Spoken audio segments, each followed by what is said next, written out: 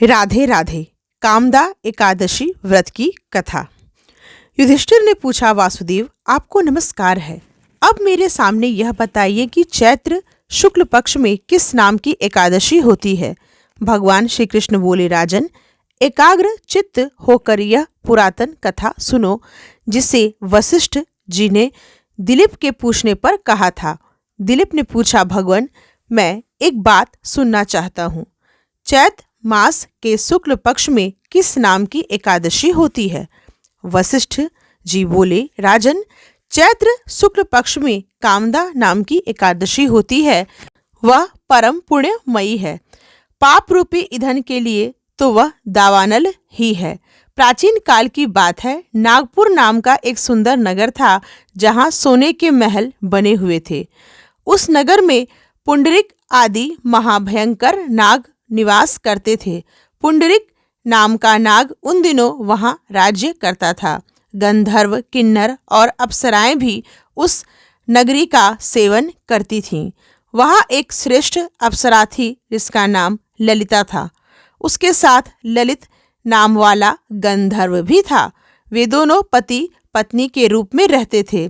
दोनों ही परस्पर काम से पीड़ित रहा करते थे। ललिता के हृदय में सदा पति की ही मूर्ति बसी रहती थी और ललित के हृदय में सुंदरी ललिता का नित्य निवास था। एक दिन की बात है, नागराज पुंडरिक राज्यसभा में बैठकर मनोरंजन कर रहा था। उस समय ललित का गान हो रहा था, किंतु उसके साथ उसकी प्यारी ललिता नहीं थी। गाते गाते उसे ललिता का स्मरण हो आया, अतः उसके पैरों की गति रुक गई और जीभ लड़खड़ाने लगी। नागों में श्रेष्ठ करकोटक को ललित के मन का संताप ज्ञात हो गया, अतः उसने राजा पुंडरिक को उसके पैरों की गति रुकने एवं गान में त्रुटि होने की बात बता दी। करकोटक की बात सुनकर नागराज पुंडरिक की आंखें क्रोध से लाल हो गई। उसने गाते हुए कामातुर ललित को शाप दिया, दुर्बुद्धे, तू मेरे सामने गान करते समय भी पत्नी के वशीभूत हो गया है, इसलिए राक्षस हो जा। महाराज पुंडरिक के इतना कहते ही वह गंधर्व राक्षस हो गया। भयंकर मुख, विकराल आंखें और देखने मात्र से भय उपजाने वाला रूप, ऐसा राक्षस होकर वह कर्म का फल भोगने लगा। ललिता अपने पति की विकराल आकृति देख मन ही मन बहुत चिंतित हुई। भारी दुख से कष्ट पाने लगी। सोचने लगी, क्या करूं, कहाँ जाऊं, मेरे पति पाप से कष्ट पा रहे हैं। वह रोती हुई घने जंगलों में पति के पीछे पीछे घूमने लगी। वन में उसे एक सुंदर आश्रम दिखाई दिया जहां एक शांत मुनि बैठे हुए थे। उनका किसी भी प्राणी के साथ वैर विरोध नहीं था। ललिता शीघ्रता के साथ वहां गई और मुनि को प्रणाम करके उनके सामने खड़ी हुई। मुनि बड़े दयालु थे।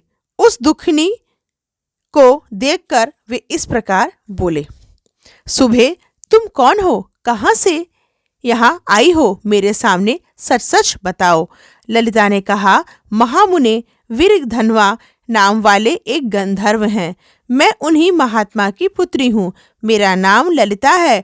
मेरे स्वामी अपने पाप दोष के कारण राक्षस हो गए हैं। उनकी यह अवस्था देखकर मुझे चैन नहीं है। ब्राह्मण, इस समय मेरा जो कर्तव्य हो वह बताइए।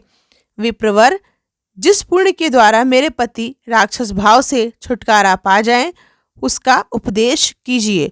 ऋषि बोले, भद्रे, इस समय चैत्र मास के शुक्ल पक्ष की कामदा नामक एकादशी तिथि है, जो सब पापों को हरने वाली और उत्तम है। तुम उसी का विधि पूर्वक व्रत करो और इस व्रत का जो पुण्य हो उसे अपने स्वामी को दे डालो। पुण्य देने पर क्षण भर में ही उसके शाप का दोष दूर हो जाएगा। राजन, मुनि का यह वचन सुनकर ललिता को बड़ा हर्ष हुआ। उसने एकादशी को उपवास करके द्वादशी के दिन उन ब्रह्मर्षि के समीप ही भगवान वासुदेव के श्री विग्रह के समक्ष अपने पति के उद्धार के लिए यह वचन कहा, मैंने जो यह कामदा एकादशी का उपवास व्रत किया है उसके पुण्य के प्रभाव से मेरे पति का राक्षस भाव दूर हो जाए। वशिष्ठ जी कहते हैं, ललिता के इतना कहते ही उसी क्षण ललित का पाप दूर हो गया। उसने दिव्य देह धारण कर लिया, राक्षस भाव चला गया और पुनः गंधर्व तत्व की प्राप्ति हुई। नृपश्रेष्ठ, वे दोनों पति पत्नी कामदा के प्रभाव से पहले की अपेक्षा भी अधिक सुंदर रूप धारण करके विमान पर आरूढ़ हो अत्यंत शोभा पाने लगे। यह जानकर एकादशी के व्रत का यत्नपूर्वक पालन करना चाहिए। मैंने लोगों के हित के लिए तुम्हारे सामने इस व्रत का वर्णन किया है। कामदा एकादशी ब्रह्म हत्या आदि पापों तथा पिशाचत्व आदि दोषों का भी नाश करने वाली है। राजन, इसके पढ़ने और सुनने से वाजपेय यज्ञ का फल मिलता है। तो यह है कामदा एकादशी की व्रत कथा। राधे राधे।